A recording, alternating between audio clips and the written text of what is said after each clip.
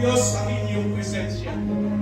Salamat, salamat, salamat aming Panginoon.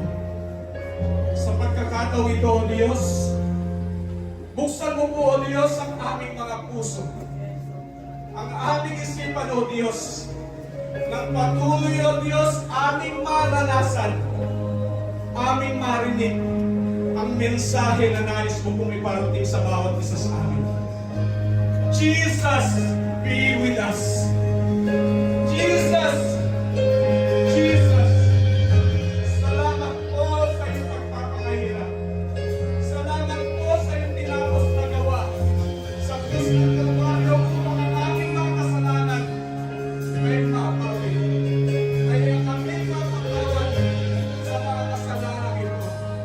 Jesus, Jesus, Jesus, salamat. Salamat po, God, sa iyong anak. Salamat po, aming Ama, sa pagbibigay po ng iyong anak sa pagtutubos ng aming kasalanan. Salamat po na sa pag-ibig mo na patuloy mo po pinapagawa sa amin. Salamat, salamat po, aming Diyos, aming Ama, aming Panginoon, aming tagapagligtas, aming biyaya.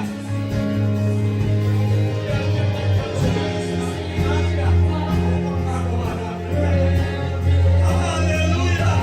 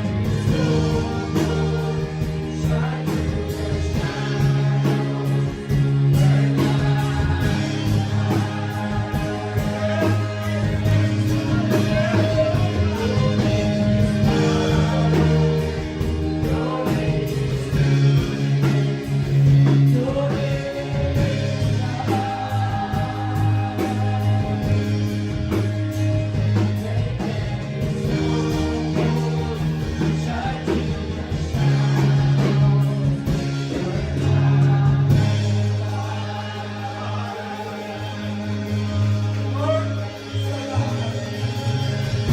Salamat po, Diyos.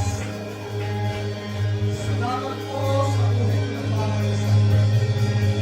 Salamat po sa pag-iingat mo po kami nakarinig sa lugar na ito. Nakatiwasay at handa ang puso at isipan. Makinig sa salita na nais mo pong ipabatid sa bawat isa sa amin. Gabayan mo po kami, aming Diyos. Mamunak ako sa gawain ito at maghari lubos sa kabuuan ng pamilyang ito. Maraming salamat po, O Diyos. Aming pinagkakatiwala sa iyo lahat.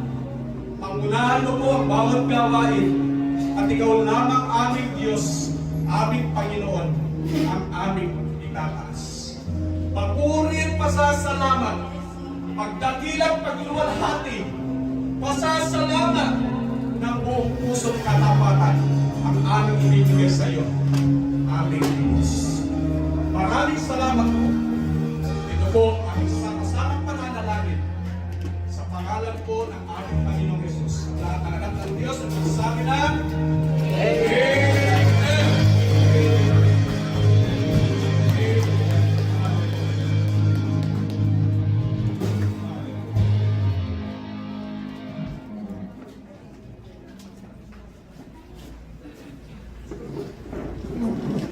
Are we blessed? Salamat po sa Diyos dahil sa ating ako sa pag-aawitan pa lang. Hindi na mapigil kung ano, kaya hindi na mapigil ang sarili. Kahit sa presensya ng Diyos, na siya ay pinagkalog sa atin sa pagkakataon ng pagkakataon. Muli, ako po'y bumabati ng magandang umaga sa bawat isa. Thank you po sa pagkakataon. Alam ko po na lahat tayo sa pag-aawitan pa lang po. Blessed na blessed. Amen? Amen. Amen. Amen. Amen. Sa pagkakataon ito mga kapatid, itong salita ng Diyos na nais pabatid sa bawat isa sa atin. Alam niyo po, nag-struggle ako rito sa totoo lang. Kasi, the whole week, alam niyo na, pagod. Galing po kami ng probinsya, then dala pa namin yung pagod itong week na to. Then, alam niyo naman na may schooling ako sa Makati, 2 days ulit. Kaya talaga nag-struggle ako how to, pero talaga idilingin ko sa panalangin, Lord, bigyan mo po ako salita. Bigyan mo po ako ng mensahe na nais mo kong i-share sa iyong mga anak. Kaya sa pagkakataon ito mga kapatid, ang title po ng ating topic sa umagang ito ay hawak mo ang faith. Sabi ko na nga ba eh. Hold on to faith. Atin pong basahin ang passage na ating pag-aaralan sa umagang ito. Ito po ay ating mababasa sa aklat po ng Unang Korinto, 1 Corinthians chapter 16 verse 13. 2 Corinthians chapter 16 verse 13, kung may mga Bible. Anyway, meron na lang po sa screen po natin. Sabay-sabay po natin basahin. 1, 2, 3. Be on your guard. Stand firm in the faith. Be courageous.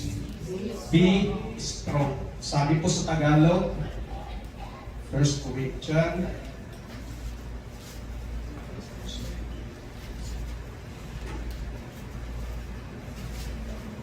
1 Corinthians chapter 16 verse 13.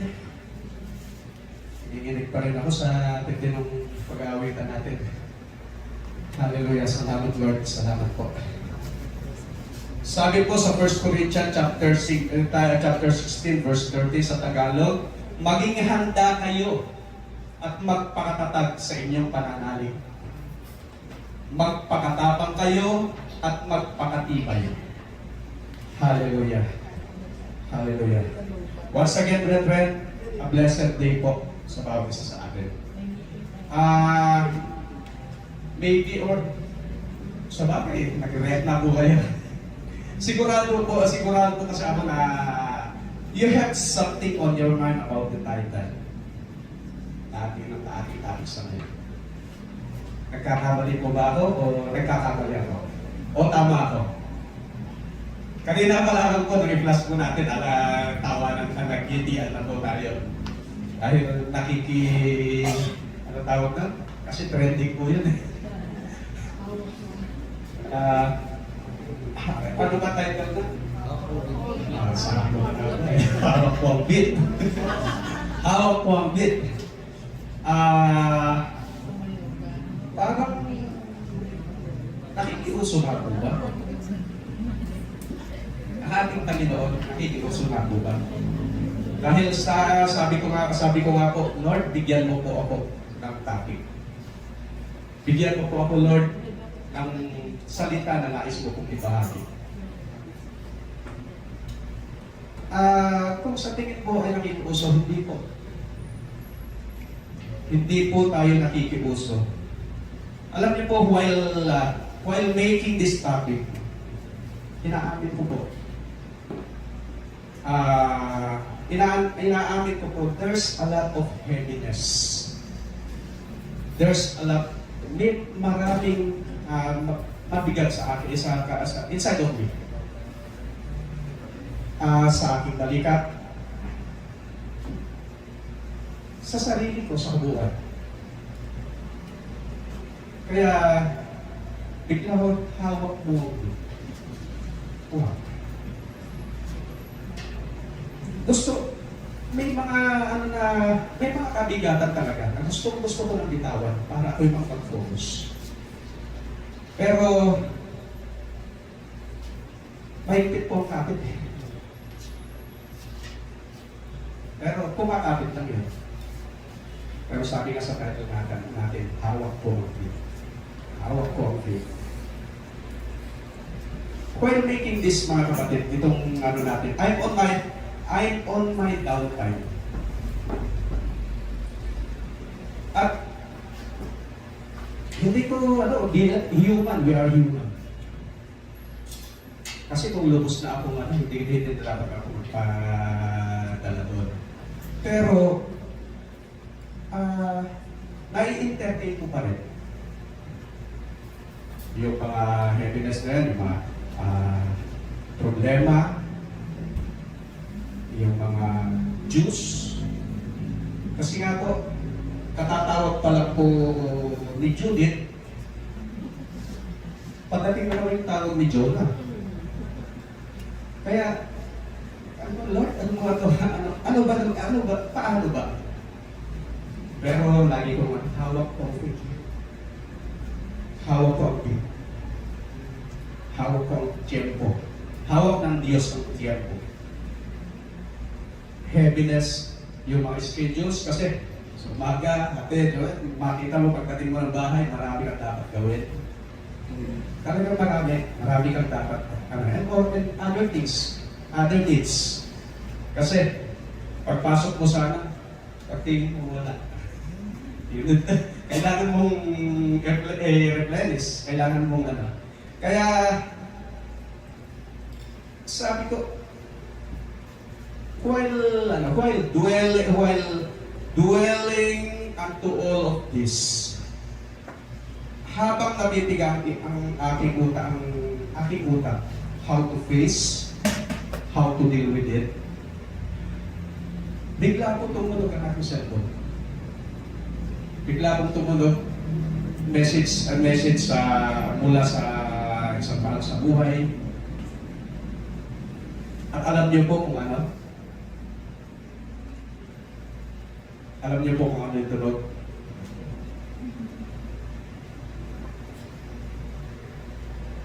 Ito po yung tunog.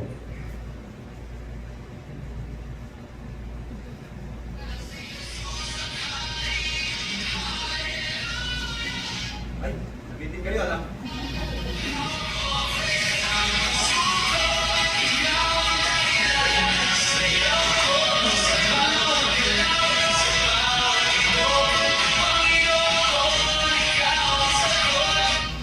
Amen.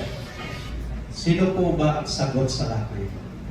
Sa lahat ng iniisip natin, yun nagpaliwanag po sa akin mga kapatid kaya nabuo po ang topic po natin sa pagkakataon ito. Kailangan po hawakan natin ang ating faith. Sa kabila po ng lahat ng problema, sa kabila po ng mga lahat ng alalahanin, hawakan po natin ang ating faith. Kasi hawak tayo ng Diyos. Amen? Amen. Amen. Alam niyo po, mga kapatid, nung narinig ko po yun, doon ko po nasiguro, doon ko po napatutuhanan na tunay at tapat ang Diyos sa kanyang pangako. Tunay at tapat sa kanyang pangako ang Diyos. At sabi ko nga po kanina, sa lahat ng pagkakataon, lagi siyang nasa tip. Nasa tiempo. Sa lahat ng pagkakataon na kailangan natin siya, naandyan siya. Hawak niya ang bit ang ating buhay. Lagi po ang ating Diyos ay laging nasa bit. Lagi siya nasa tiempo. Lagi po ang ating Diyos nasa timing. In every beating ng ating puso, and whatever beat, whatever blow na dumadating sa atin. Our God always with us. Amen po? Amen. Amen. God, sabi, lagi po nating naririnig, God knows everything. God knows what are the things bothering us. And yun po ang sinasabi ng kanta, hawak po ang faith. Hawak ko ang faith dahil hawak ako ng aking Panginoon. Hawak ako ng aking Diyos. Hawak ka ng Diyos. Amen? Amen? Amen? Amen. Kaya, mga kapatid, kung talagang hawak po natin ating faith at totoo tayo sa ating faith, sa ating pananampalataya. Ano po sabi nung natin? Ano po sabi ng passage natin? Be watchful. Stand firm in the faith. Act like men. Be strong. Be on your guard. Stand firm in the faith. Be courageous.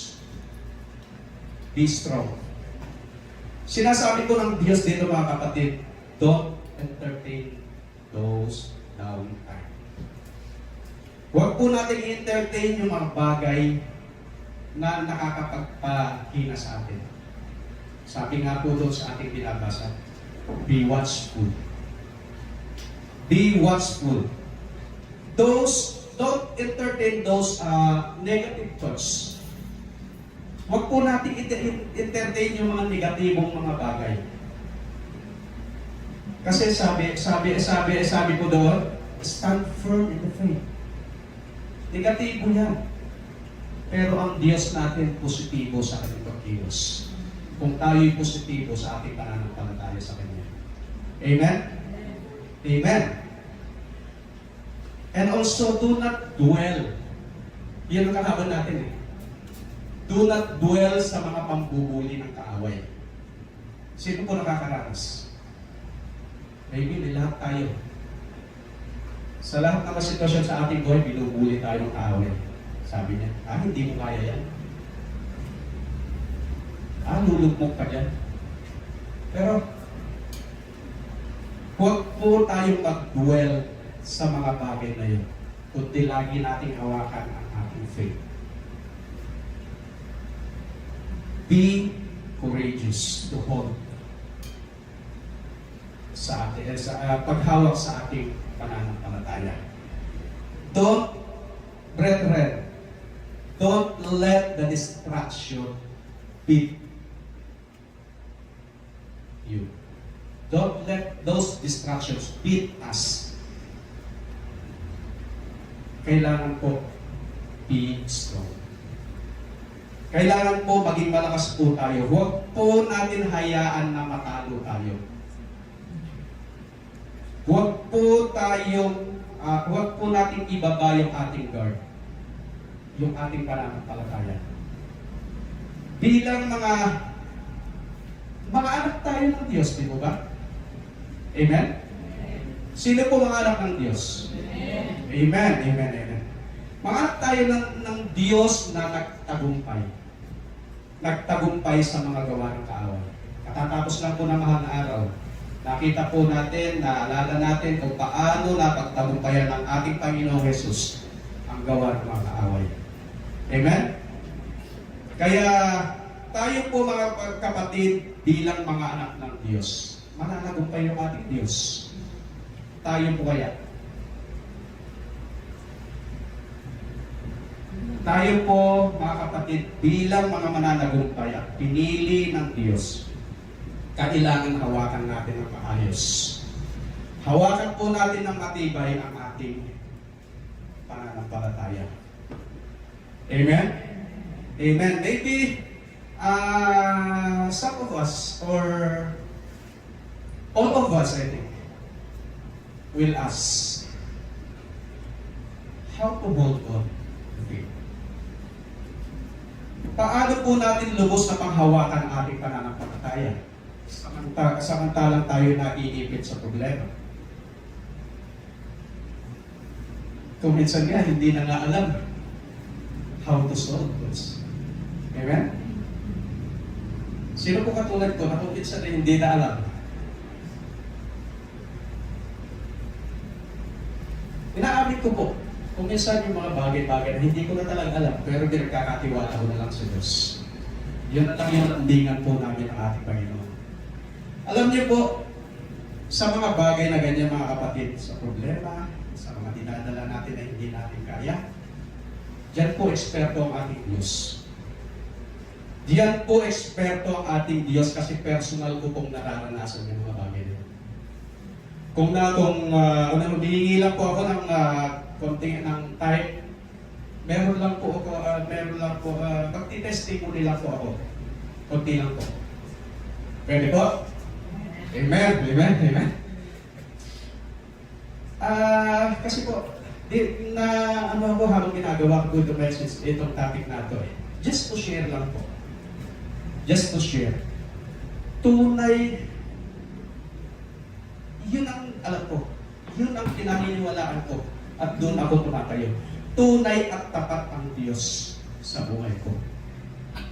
Tunay at tapat ang Diyos sa buhay ko mula sa wala na nagwala at natagpuan.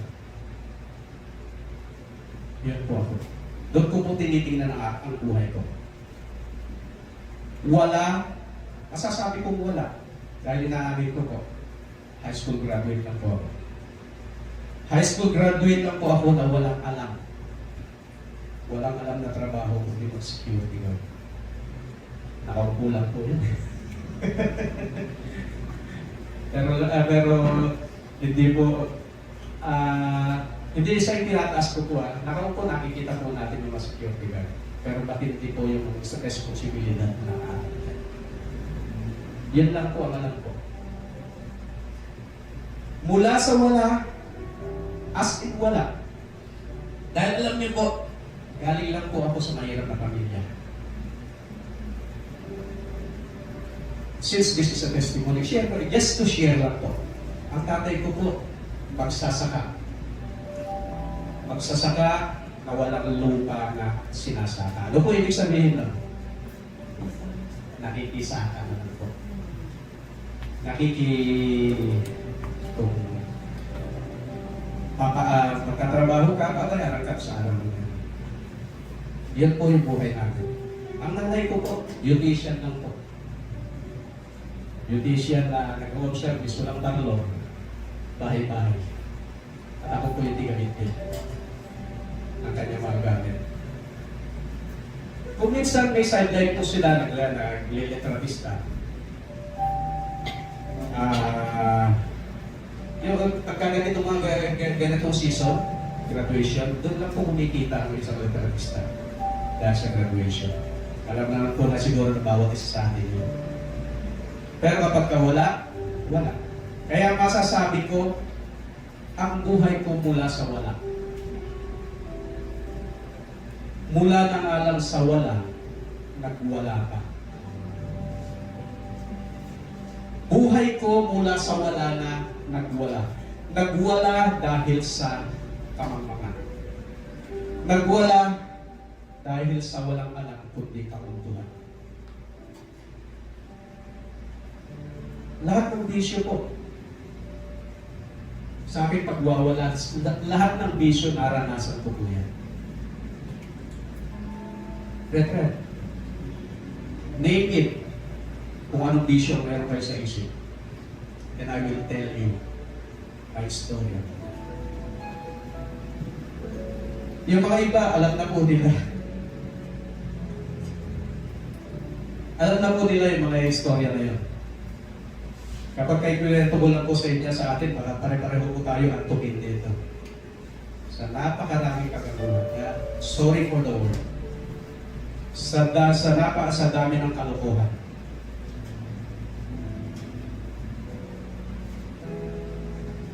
Yung iba, sabi ko nga po kanina, yung iba alam na po nila yung mga bagay na iba sa mga istorya ko. Kaya, masasabi ko nagwala. Mula sa wala na nagwala. Ano po yung makikita natin sa picture na yun? Mula sa wala na nagwala, saan dapat natutungo yun? Ang inyong kapatid sana ay wala dito sa harapan ng sasalita. Kung hindi po ako nakatagpuan ng ating Diyos. Tunay at tapat ang Diyos sa aking buhay. Mula sa wala na nagwala at ngayon natagpuan. Natagpuan, kinatagpo po ng Diyos ako sa bagsak kong kalagayan. Yung time na lugmok. Yung time na sa mga problema, na puno ng problema. Yung time na nasa kawalan. Nung time na umiyak. Nung time na umiyak. At sumuko sa Diyos dahil wala ng lakas.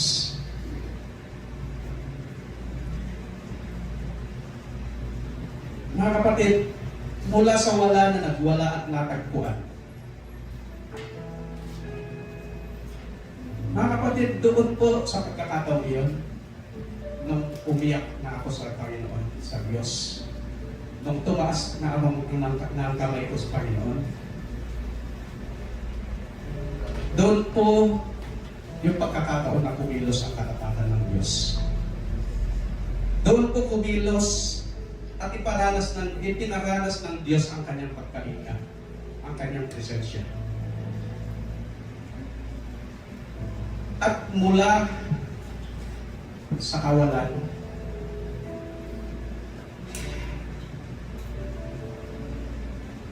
ang Diyos po ay nagkaloob. Ang Diyos po ang kumilos. Ang Diyos po ang nagbigay ng solusyon sa lahat ng kawalan, sa lahat ng problema na yon. Diyos po. Naniniwala ako na Diyos ang kumilos sa mga bagay na yun.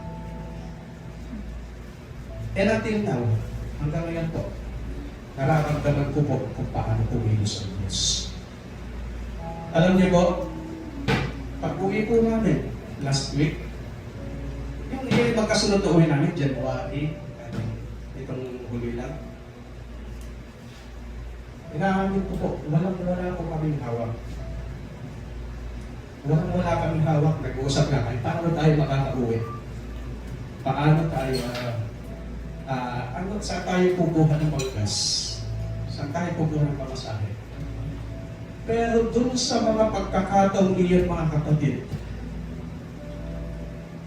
nung Lord, bahala ka na.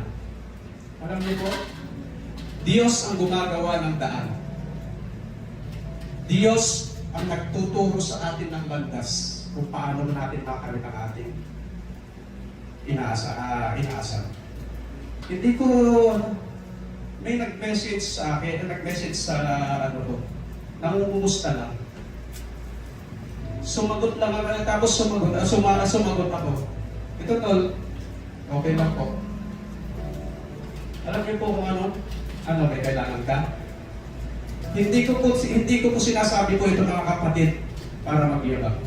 Hindi ko po sinasabi ito mga kapatid para tayo'y umasa na lang. Pero nauunawaan ko na ito ay pagkilos ng Diyos. Sa oras na tayo nangangailangan, nariyan ang Diyos. Hawak tayo ng Diyos. Hawakan lamang po natin ang ating pananampalataya. Nakakatuwa. Alam niyo po, sa tagal mo lang po na tumatayo sa harapan po natin. Dito sa harapan, nasanay na po ako. Lord, bahala ka. Basta susunod na lang ako. Nakakatuwa na lang, nasanay na ako. Nasanay na ako na sa lahat ng bagay, kikilos ang Diyos. Kikilos at kikilos at kikilos ang Diyos. Maging tapat lang po tayo. Maging tapat lang po tayo. Ang ating Diyos sagana sa biyaya. Ang ating Diyos, mga kapatid, sagana sa pagmamalasakit. Kaya,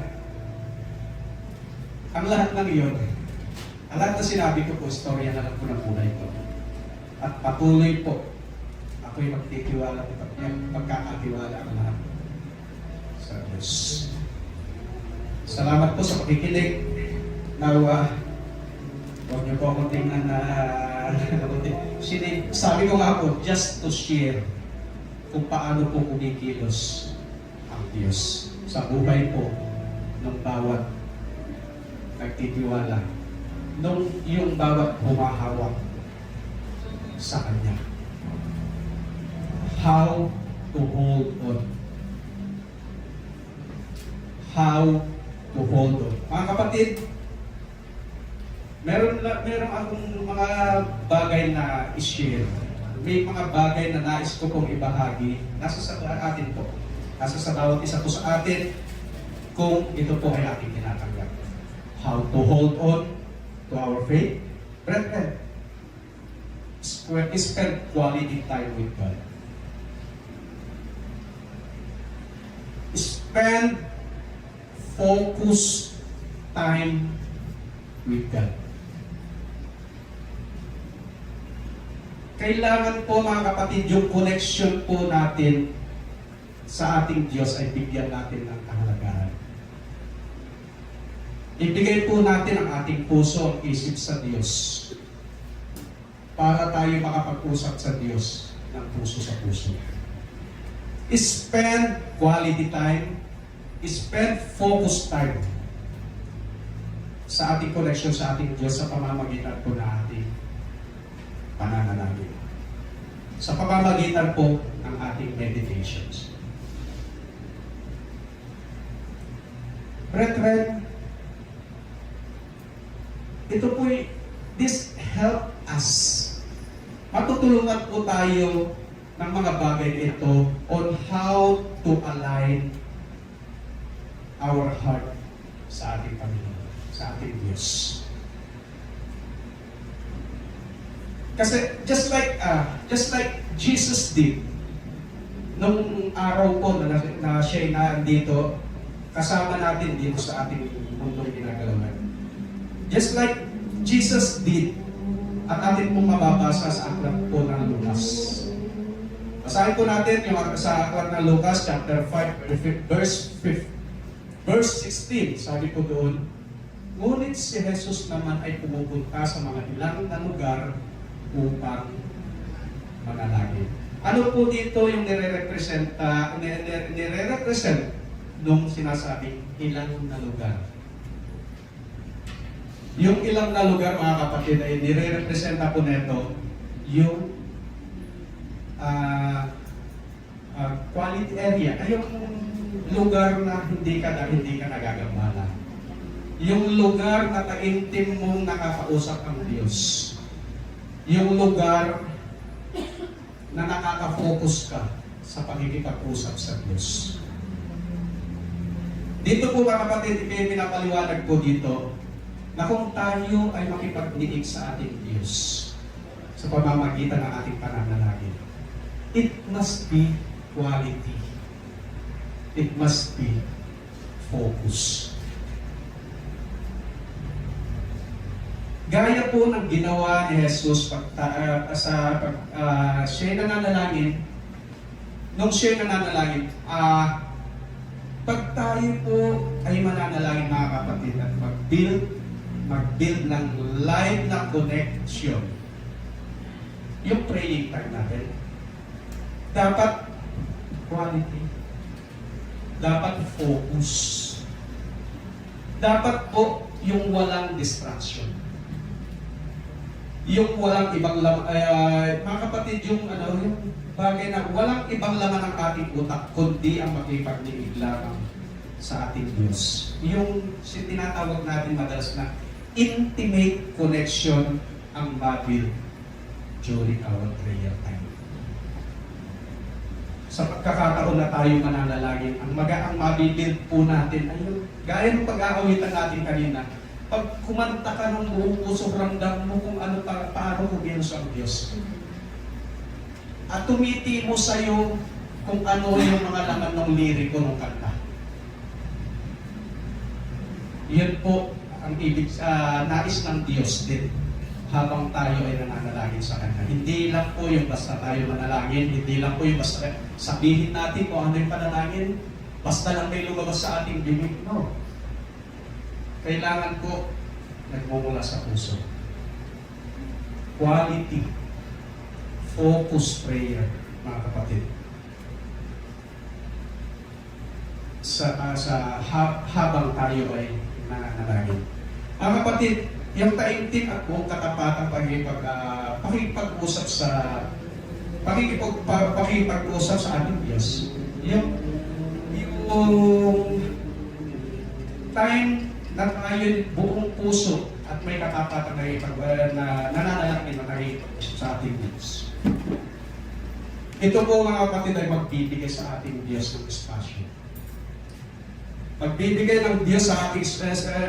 sa ating Diyos ng espasyo para siya ay makakilos. Upang siya ay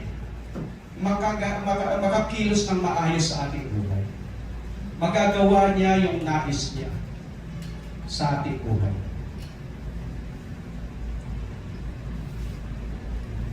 Upang ang salita niya, upang ang nais niya, upang ang pananampalataya ay lubos na maitanim po sa ating puso, lalo't higit po sa ating espiritu. Amen? Amen? Amen. Amen. Inuulit ko po mga kapatid. Ito po yung salita ng ating Panginoon para sa bawat isa sa atin sa umagang ito. Inuulit ko po. Quality and focus, prayer and meditation. Ang siyang matibay na koneksyon sa ating Diyos. And allow the Holy Spirit na mangusap po sa ating mga puso. Sa ating puso. Isa na pala puso na ako. Isa na. Bilang mananampalataya mga kapatid, alam naman natin na dapat at batid ang katatayuan ng Espiritu. Alam po ba natin kung anong katatayuan ng Espiritu sa ating buhay? Yung itinanim ng Diyos sa ating mga puso. Kabisado po ba natin kung ano yung katatayuan niya sa ating buhay? Bilang mananampalataya, dapat batid po natin kung ano yung katatayuan niya sa ating buhay. Kaysa sa laman po ng ating isip. Kaysa sa mga naisip natin. Dapat po alam natin, batid natin kung ano yung magagawa ng Espiritu na hindi natin po sa ating mga puso. Kasi karugtong po ng topic po, ay ng passage po natin sa umagang ito, sabi po doon, be watchful, be on your guard. Kailangan po, bantayan po natin mga kapatid ang ating puso. We need to live, hawakan natin yung ating faith. Hawak po ang faith. Amen? Ano na tayo Basahin po natin sa 2 Corinthians po. Sa aklat ng 2 Corinthians chapter 5 verse 7. Sabi po doon, for we live by faith and not by sight. Mamuhay po tayo mga kapatid ayon sa ating pananampalataya. Hindi sa kung anong bagay na ating nakikita. Kanina po mga kapatid, napansin ko po talaga. Kanina po nung nagsimula tayo, nung nalaman natin ang title, then pray. Diba? Nakita natin yung title, binasa natin yung passage, then nanalangin. Ano po reaction natin? Ano po ang action natin? Do we really pray? Nanalangin po ba tayo ng tapat?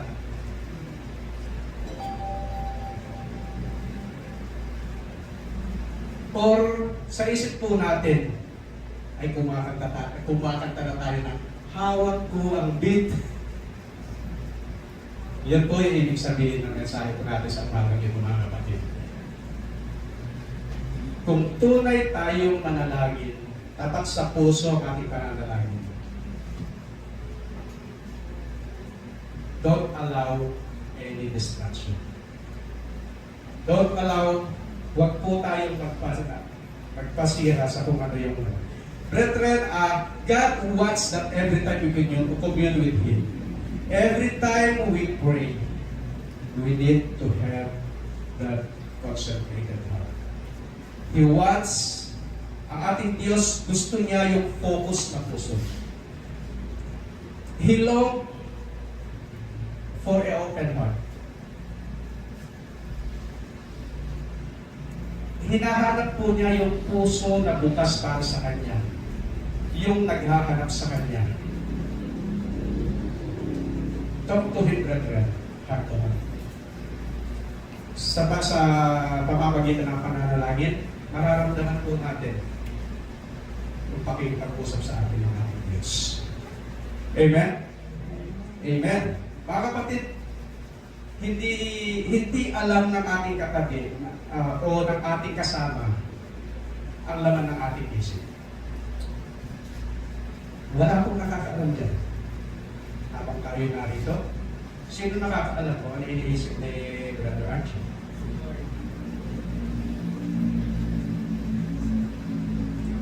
Pero alam at nalalaman natin, mga kapatid, na ang Diyos, na ating Diyos ay tunay at tapat. Tunay at tapat sa mga lumalapit at nananalangin sa Kanya. Our God, brethren, is all-knowing. Hawak niya yun. Hawak ng Diyos ang tiempo. Hawak ng Diyos ang timing ng buhay natin. Amen? Amen? Amen. Amen. Amen. Amen. Kaya bago po tayo lumalim, ito po yung mga focus po natin sa basa ng mga kapito. Ang ating point number 1, mga kapatid, sabi ko doon sa ating binasa, be on guard. Be on guard. Brethren, it is a warning. It is a warning against complacency. It is a command to be alert and spiritually vigilant within us. So, sagot po natin. Be aware of our inner thoughts. Ingatan po natin. And be true to our faith.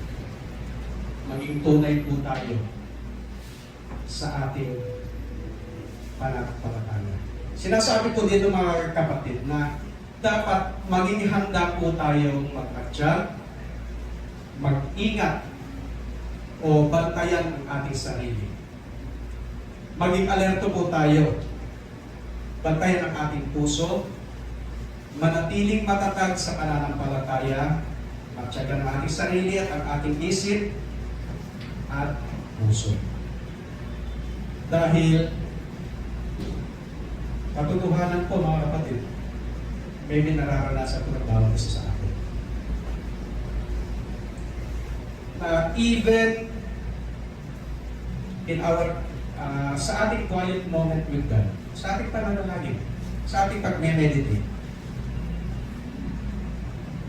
kung ano po yung nasa loob natin, siya po yung lumalabas. Kaya, tama ko ba? Kung hungkag tayo sa loob, hungkag din po tayo. Hungkag din po ang lumalabas. Sorry for the word. Alalahanin po natin, mga kapatid, na ayaw ng Diyos ang mapagkaibabaw. Kung nananalangin tayo, dapat tayo maging tapat.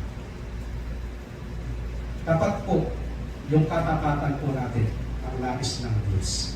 Sabi po sa Matthew chapter 6 verse 5a, sa unang bahagi po ng verse 5, sabi po doon, at kapag nananalangin kayo, huwag kayong tumulan sa mapagpaimbabaw. Kasi sabi po doon sa verse 8 ng chapter 16 ng Mateo, sabi po doon, huwag niyo silang tularan sapagkat alam ng inyong Ama ang inyong kinakailangan bago pa man inyong tingin sa Kanya. Our God is all-knowing. Alam po ng Diyos, mga kapatid, ang ipinapanalangin natin. Tinitingnan lamang po niya kung ano yung ating puso. Tinitingnan lamang po niya yung ating katapatan, kung ano yung dinadalangin po natin. Tinitingnan lamang po ng ating Diyos, mga kapatid, kung ano yung ating motibo. Kung tayo nga po ay karapat dapat sa ating mga paglalit, sa ating pananalangin. Amen? Amen, amen, amen. Sa atin naman pong point number 2, sa ating point number 2, sabi po dun sa passage po natin, stand firm in the faith. By the way po mga kapatid, bago ko tuloy itong natin na to, na-amaze po ako dito sa topic po natin sa umagang ito. Kasi alam niyo po, habang noong April din po, April 2024, alam niyo po, sino pa po nakakaalam kung ano po yung topic na skinner po uli dito? Same. Pareho ano po, kung sino yung nagte-take note po, na hindi kilabot na tulog. Na ano po ako, dahil itong passage na to, yun din po yung same passage na na-preach ko po eksakto April 13, 2025. Kaya tawag na Lord. Salamat po. Dahil nais mo po talaga ako tumindig, manindigan, at maging kalakas sa pananampalataya na binigyan po sa akin. Sakto, ang title po nun dati, Be on Guard. Be on Guard. 1 Corinthians 16:13. April 13, 2025, here dito sa Monterrey. Salamat po.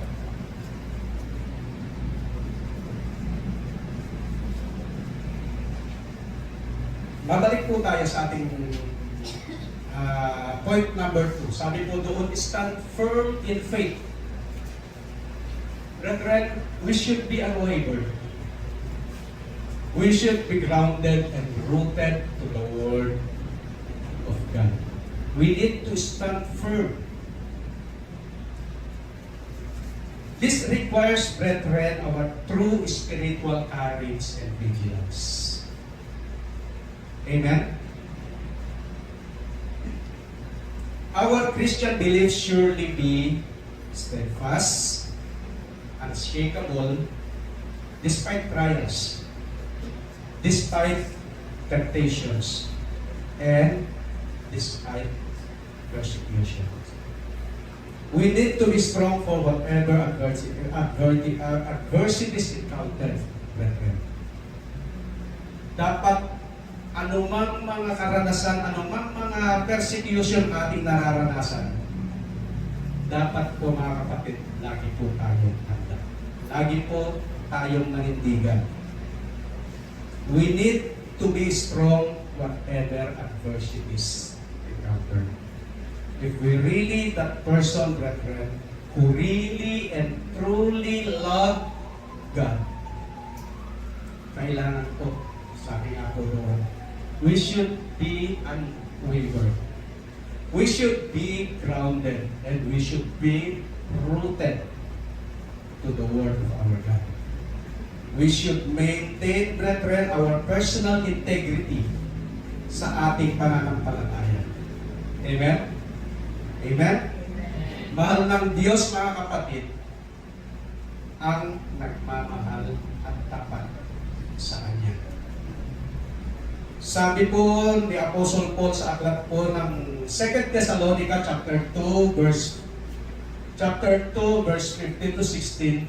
So then, brothers and sisters, stand firm and hold fast to the teachings we pass on to you, whether by word of mouth or by letter.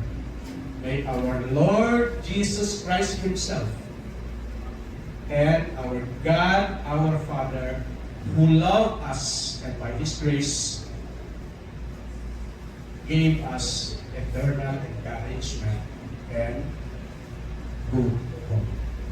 Mga kapatid, ang pagtindig po ng matatag sa pananampalataya, stand firm in faith, requires us, wag po tayo experience.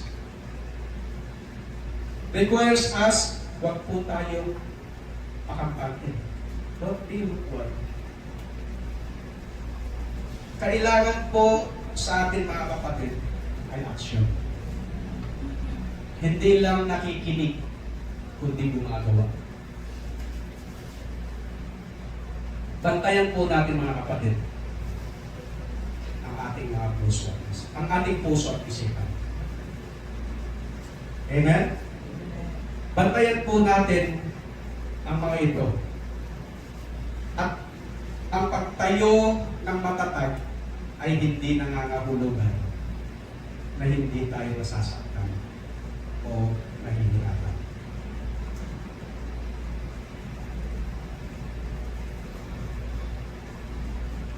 Ulitin ko po. Ang pagtayo ng matatag ay hindi nangangahulugan na hindi tayo nasasaktan o nahihirapan. Ito po, mga kapatid, ay ang pagpili na manatiling nakakapit sa Diyos, nananatiling nagtitiwala sa Diyos sa kabila ng mahirap na sitwasyon at karanasan. Stand firm in faith. Be courageous, mga kapatid. Lakasan po natin ang ating loob so that we could stand on the beat. So that we could stand sa ating faith. Makakapanatili po tayo sa ating tiyempo, sabit sa ating faith. Hawakan lamang natin ang ating faith. Amen? Amen? Amen, amen, amen. Ngayon naman po sa ating point number 3. Sa ating point number 3, sabi po doon, be strong. Be strong. Sabi po sa aklat ng Joshua, choosing faith over fear. Mali mo anak. Sabi po doon, choosing faith over fear and choosing to trust God's divine strength. Sabi po sa aklat po ng Joshua chapter 1 verse 9, sabi po doon, have I not commanded you? Be strong and courageous.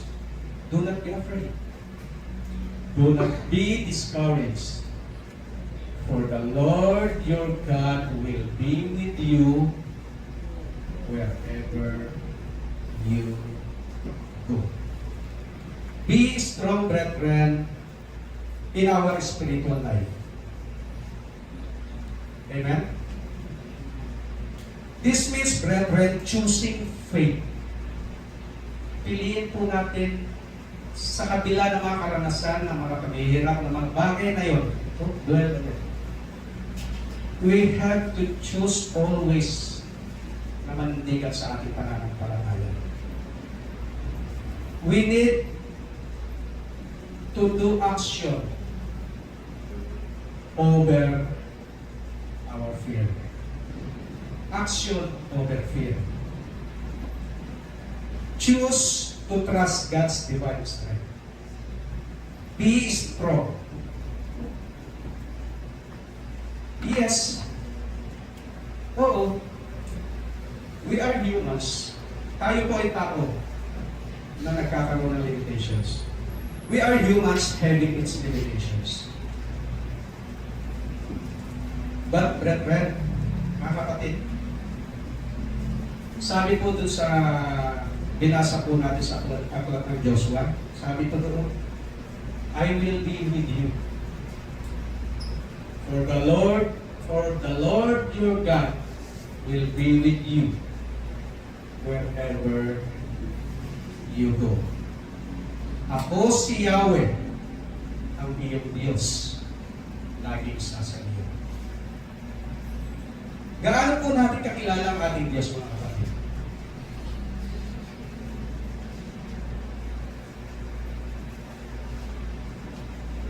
Gaano po natin kakilala ang ating Diyos? Kung kilala natin siyang matibay, malakas, mga kapatid, dapat kampante po tayo.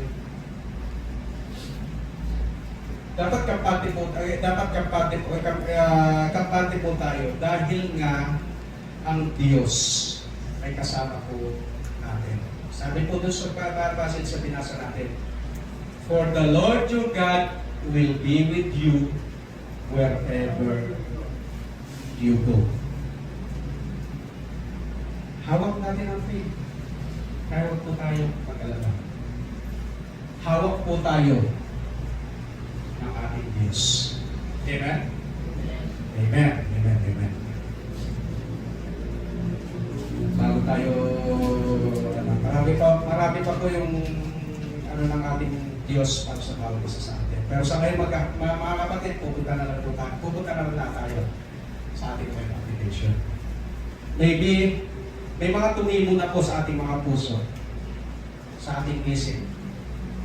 Doon sa mga salita na binitawan ko na ating narinig sa paragraph ito. Malamang may mga tumimo na po sa ating mga puso. At nawa, mga kapatid, hawakan po natin. Ano bang karanasan, ano bang problema, ano bang pinagdaraanan natin, hawak tayo ng ating Diyos. Sabi po niya, be on your guard. Stand firm. Be courageous. Be strong. Kaya sa pagkakataong ito, sa ating life application,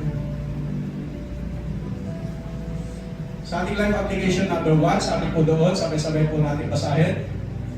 1, 2, 3. Mapagmatyag at magbabantay ako dahil hawak ako ng Diyos. Sabi po doon sa passage natin binasa, be on your guard. Be on your guard. Maging mapagmatyag po tayo, mga kapatid. Magbantay po tayo. Bantayan po natin ang ating sarili, lalo higit ang ating puso. Amen?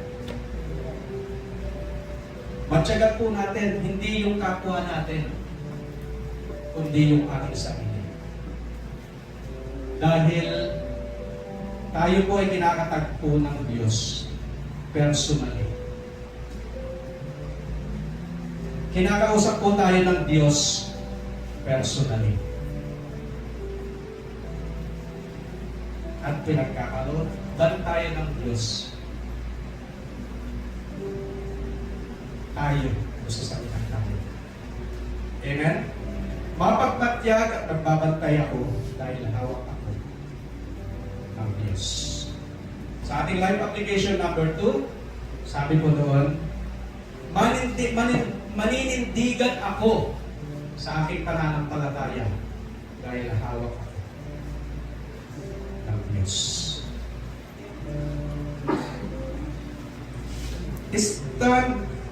Stand firm in faith. Stand firm in the faith. Manindigan po tayo mga kapatid.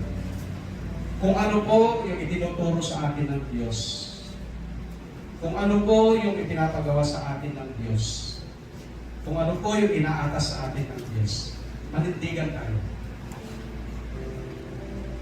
Huwag po tayong titingin sa kaliwa at sa kanan. Tingnan lamang po natin yung landas na pinalalakaran po sa atin ng ating Diyos. Amen? Amen?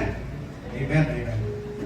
Sa ating life application number 3, sabi ko doon, magpapalakas ako maging sa puso at isip dahil hawak ako ng Diyos. Be courageous, brethren. Be strong. Hold on to our faith. Panghawakan natin ang ating pananampalataya. Itanim natin sa ating puso. Yun ang paghariin natin sa ating isip. At umasa tayo sa pagkabay ng Espiritu na itinanim sa ating puso. Magpapalakas ako maging sa puso at isip dahil hawak ako ng Diyos. Amen? Amen. Amen. Sa ating big idea naman, sa pagkakataon ito, sabi po sa ating big idea, sabay-sabay po natin basahin.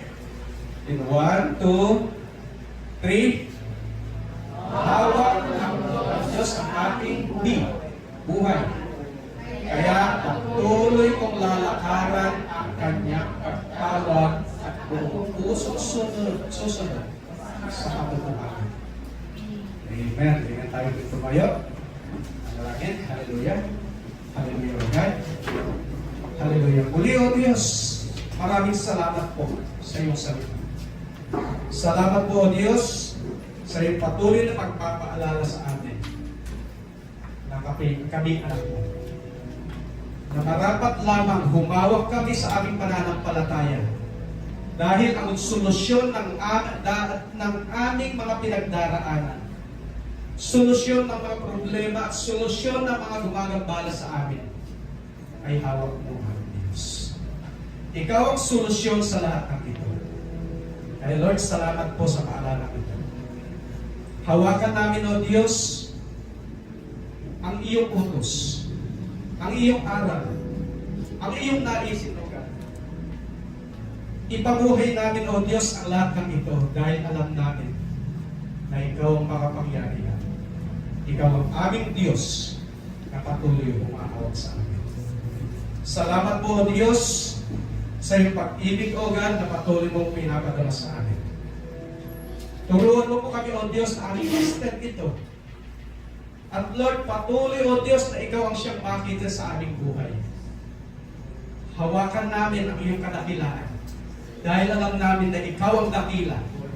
Hawakan namin ang iyong pag-ibig dahil alam namin na ikaw ay puno ng pag-ibig. At hawakan namin ang iyong pangako dahil alam namin at naniniwala kami na ikaw ang Diyos na tapat sa iyong pangako. Salamat po, O Diyos, sa iyong salita sa amin sa bawat isa sa amin sa araw na ito, sa umagang ito. Lord, gabayan mo po kami. Turuan mo po kami na ipamuhay ito. Maghari ka po sa buhay ko ng bawat isa. Nang sa mga bagay na aming napag-aralan sa umagang ito. Sa mga pasalita na aming narinig mula sa iyo, aming Diyos, ay siya naming magawa. Siya naming maikilos at siyang makita mo, Diyos, sa aming mga buhay. Salamat po sa pagkakataong ito. Salamat po sa biyaya ng buhay. Salamat po, O God, at patuloy kang nangungusap sa amin. Patuloy mo pong binibigkas at patuloy mo pong sinasabi sa amin. Patuloy mo pong itinuturo sa amin. O God, ang landas na nais mo po para sa bawat isa sa amin. Alam namin, O Diyos, na ito'y patutungo sa ikabubuti po namin. Kaya Lord, gabayan mo po kami. Hawakan mo po, O Diyos, ang aming mga puso. Hawakan mo po, O Diyos, ang aming mga buhay. Igiya mo po kami, O Diyos, sa landas na nais mo. At Lord, patuloy na ikaw ang siyang maranasan natin sa aming buhay. Gabayan mo po kami, bigyan mo po kami ng lakas, O Diyos, na kami aming matayuan, aming mabantayan, at kami magkaroon ng kalakasan na hawakan, O Diyos, ang aming pananampalataya. Gabayan mo po kami sa bawat araw na aming paglakad, O God. Ang sa gayon, O Diyos, aming matayuan ang pananampalataya na ibinahagi mo po sa amin. Aming magawa ang naisin mo po. At sa aming pagkilos, ikaw, O Diyos, ang siyang patuloy naming makaramalan. Salamat po sa buhay, aming Diyos. Salamat po sa biyaya, pagpapala na patuloy mo po pinagkakaloob sa amin. Lalo't higit po, Diyos, sa iyong presensya na patuloy humahawak sa bawat isa sa amin. Aming patuloy na pagkakatiwala sa iyo. Ang buhay na kalupukong ito. Gabayan mo po kami. Hawakan mo po kami. Lukuban mo po kami, O Diyos, patuloy na iyong banal na Espiritu. Nang sa gayon, O Diyos, patuloy na maranasan ka namin. At kung ano yung aming nararanasan, ay siyang makikita sa buhay po namin. Kaya Lord, patuloy kami umaasa. Nagtitiwala na ikaw ang siyang manguna at kumilos sa buhay po namin. Narito po kami, O Diyos, handang sumunod, handang ipagkatiwala at umasa sa iyo, aming Diyos. Maraming salamat po. Ito po ang aming dalangin sa pangalan ng Jesus. Amen.